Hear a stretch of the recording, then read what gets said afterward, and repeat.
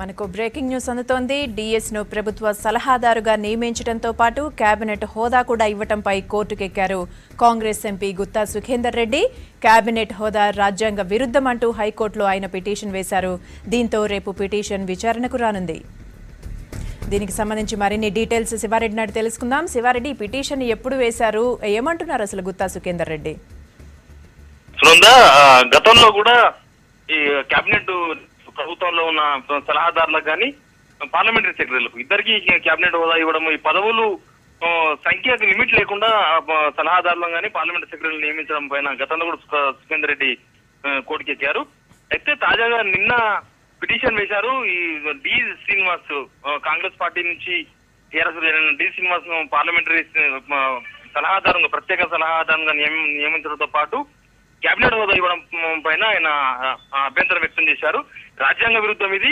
సలహాదారులు ఇప్పటికే 6 మంది ఉన్నారు. ఇప్పుడు 7వ వ్యక్తి డి శ్రీనివాస్ 7వ మెంబరు ప్లస్ 7 మందికి కూడా కేబినెట్ హోదా ఇచ్చారు. ఇదంతా కూడా రాజ్యాంగ విరుద్ధం అని ఆయన పిటిషన్ లో పేర్కొన్నారు. పిటిషన్ రేపు విచారణకు రానుంది. ముఖ్యంగా గుత్తా సుఖేందర్ రెడ్డి గతంలో వేసిన పిటిషన్ గతంలో పార్లమెంటరీ సెక్రటరీస్ మీద హైకోర్టును ఆశ్రయించారు. హైకోర్టులో దాదాపు 3 నెలల విచారణ తర్వాత పార్లమెంటరీ సెక్రటరీస్ రద్దు చేస్తూ హైకోర్టు నిర్ణయం తీసుకుంది.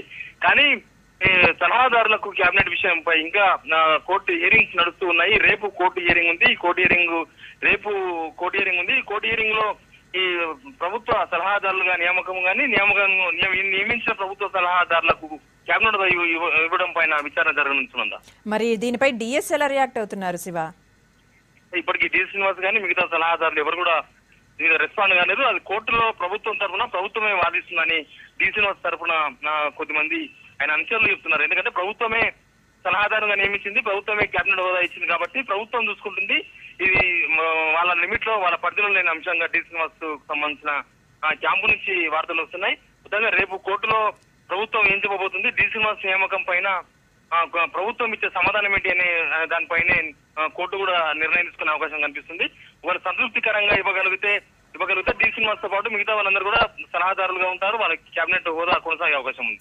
కానీ రాజ్యాంగ విరుద్ధము ఇప్పటికే 18 మంది తెలంగాణ శాసనసభ సభ్యుల సంఖ్యను బట్టి 18 మందికి కేబినెట్ హోదా ఇచ్చారు. 18 మంది మంత్రులుగా కొనసాగుతున్నారు. ఇంకా మళ్ళీ మిగతా వాళ్ళకి కూడా కేబినెట్ హోదా ఇవ్వాల్సిన అవసరం లేదు.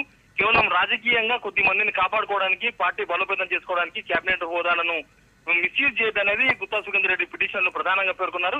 కోర్టు ఏ విధంగా చూస్తుంది, కోర్టులో విచారణలో ప్రభుత్వం ఎలాంటి సమాధానం ఇస్తుంది అనేది చూడాలి. Right, thank you Shiva.